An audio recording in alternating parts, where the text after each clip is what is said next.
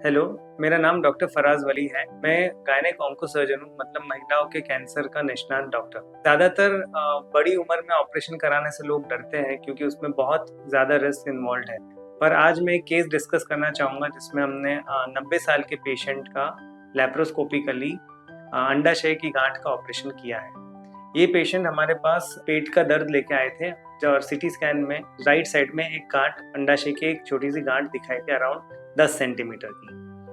Patient के परिवार से बात करके और उनको पूरी से समझा के हमने ये डिसाइड किया कि आगे जाकर इसको ट्विस्ट होने का संभावना है, इसीलिए हमने उनको ऑपरेशन की सलाह दी और ऑपरेशन हमने दूरबीन से किया और पेशेंट 2-3 दिन में अच्छा रिकवर होके छुट्टी हुई उनकी और अभी फॉलोअप में भी उनको कोई प्रॉब्लम या कोई कॉम्प्लिकेशन हुआ नहीं।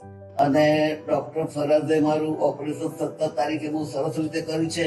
મારી રિકવરી પણ બહુ સારી છે. સ્ટર્લિંગ હોસ્પિટલ બહુ સારી છે, સ્ટાફ પણ બહુ સારો છે.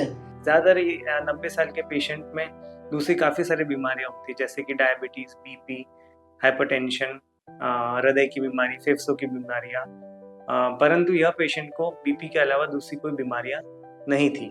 ऑपरेशन के दौरान हम काफ़ी सारे प्रिंसिपल्स का ध्यान रखते हैं, जैसे कि हमें यह ऑपरेशन जल्दी से जल्दी ख़त्म करना रहता है ताकि उनको कम से कम एनेस्थीसिया में रखना पड़े। 80 से 90 साल की उम्र में जनरल एनेस्थीसिया देने के कई जोखिम हैं। एक तो क्योंकि शरीर उतने अच्छे से मेटाबोलाइज नहीं कर पाता, उसके कारण जो एनेस्थीसिया की दवाएं दी जाती हैं वो इतनी जल्दी शरीर से निकलती नहीं। इसके कारण पेशेंट जल्दी उठ नहीं सकता, थोड़ा डिसोरिएंटेड रह सकता है, जो उनके ब्रीदिंग एफर्ट है वो कम हो सकते हैं, तो सांस में दिक्कत ऑपरेशन खत्म होने के बाद भी हो सकती है। पूरे ऑपरेशन के दौरान जो हम कहते हैं मॉनिटरिंग, वो बहुत ही हमने ध्यान से किया था। पेशेंट काफ़ी अच्छे से एनेस्थीसिया और सर्जरी को टॉलरेट कर पाए और पूरे वक्त जैसे हमने ध्यान दिया, उनका बीपी और हार्ट की गतिविधि सब कुछ अच्छा था।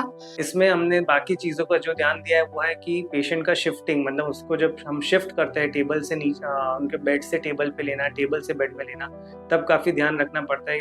ऑपरेशन के बाद पेशेंट को हम आईसीयू में शिफ्ट करते हैं और इंटेंसिविस्ट की निगरानी में रखा जाता है। पेशेंट को जल्द से जल्द चलाया जाए और उनको फूंक मारने की प्रैक्टिस जितनी हो सके उतना कराया जाए। इसको बोलते हैं हम चेस्ट फिजियोथेरेपी और लिम्फ फिजियोथेरेपी। यह सब चीज़ों का ध्यान रखने से हम पेशेंट को अर्लीस्ट रिकवरी दे सकते हैं। हम यह समझ सकते हैं कि बड़ी उम्र में ऑपरेशन करवाने में एक टीम एफर्ट की ज़रूरत है, जिसमें सर्जन जो मिनिमली इन्वेजिव सर्जरी मतलब लैप्रोस्कोपी जल्द से जल्द कर सकता है, एक वेल ट्रेन एनेस्थेटिस्ट और एक वेल इक्विप्ड आईसीयू जिसमें फुल टाइम इंटेंसिविस्ट हो।